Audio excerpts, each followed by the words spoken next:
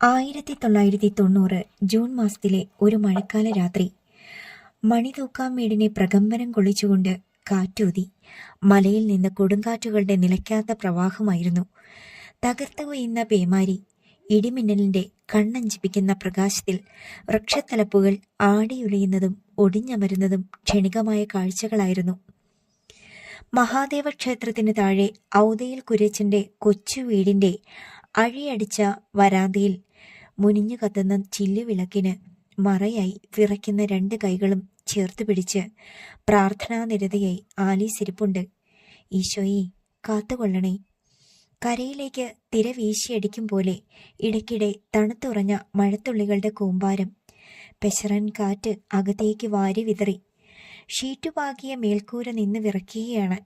ഏതു നിമിഷവും വലിയൊരു ശബ്ദത്തോടെ കാറ്റ് അതിന് ചുരുട്ടിക്കൂട്ടി പറത്തിക്കൊണ്ട്